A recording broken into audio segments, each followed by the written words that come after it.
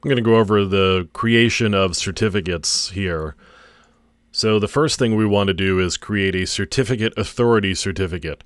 Now this is if you want to create your own CA and generate server certificates from your own CA.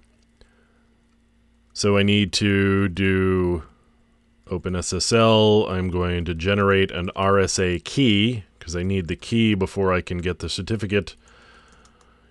Out is ca.key, and 4096 bits is how long it's going to be, and it's going to take several seconds here to generate the RSA private key and get all of the random data-ness that it needs to get that 4096 bits so that we can create this key. And when it's done, it's going to ask me for a passphrase, and the passphrase is used strictly to protect the key. It's not used to generate keying material at all. It's strictly to protect against somebody else using the key and pretending to be the person who owns the key. That's why you would put a passphrase on this key. So I've got my key. Now I'm going to generate my certificate. I'm going to use an OpenSSL request for a new X.509 certificate that's going to expire in 365 days. The key is ca.key. And it's going to be a certificate when it comes out the other end. Asking me for the passphrase again. I've accessed the key, so I need the passphrase to access the key. And I'm going to fill in some information. You could plug this into the OpenSSL configuration file so you don't have to type it, but I am going to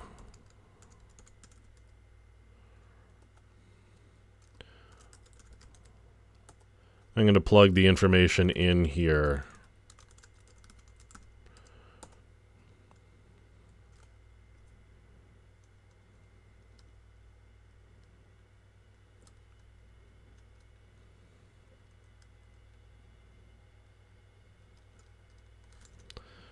I call it IT just for giggles. I'm going to call it CA because that's what it is. And just for fun, we're going to plug this in. It doesn't really much matter in this case what this is since we're not going to use it for emailing purposes. And now I've got my CA certificate. So now if I want to create a server certificate to go along with that, I'm going to go back and generate an RSA key again, same process. 4096 bits. We're going to generate this key. And this one I'm not actually going to put a password on. It's a good idea. I'm just going to save the step and not put a password on it. One of the reasons for not putting a password on something like this, oh, it looks that's going to require me to do a password.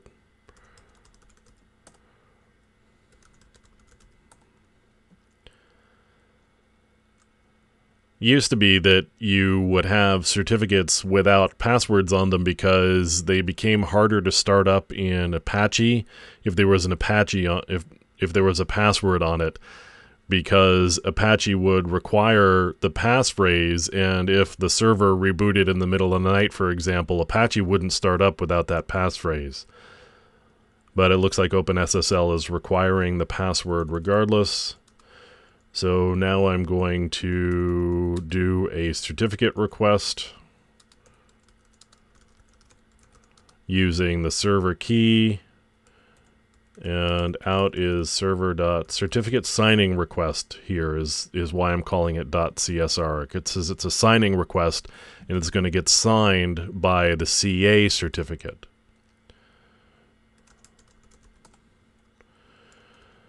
Same thing here.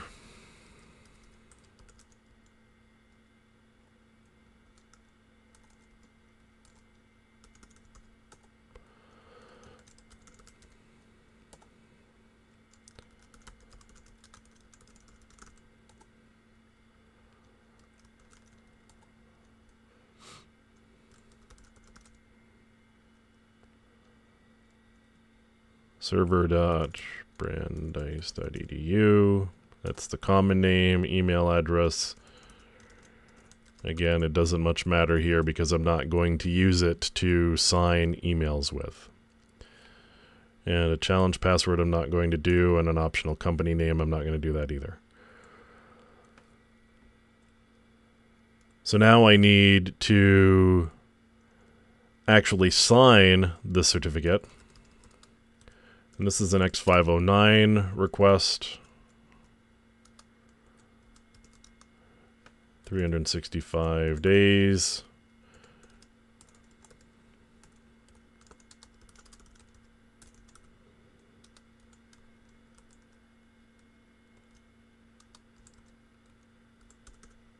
That's my CA certificate, and it wants to know about the CA key. That's the CA key.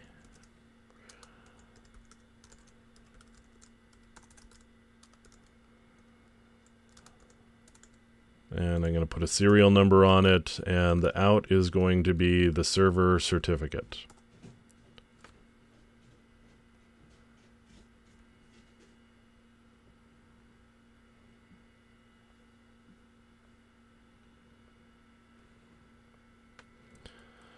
And apparently it doesn't like the capitalization that I did. There we go. Passphrase for CA key. And now I've got a server.certificate. So I can look at these in text form.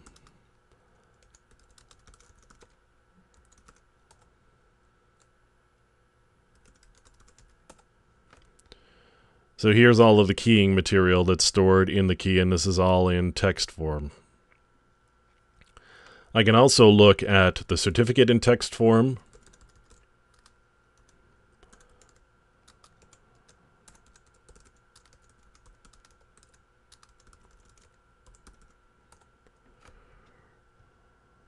So this is the server certificate here. There's the serial number that I plugged in. There's all of the information that I've got. And I've got an issuer here, and you can see it's the CA at brandeis.edu is the CA that issued this particular certificate. So in Mozilla Firefox, I can do this here.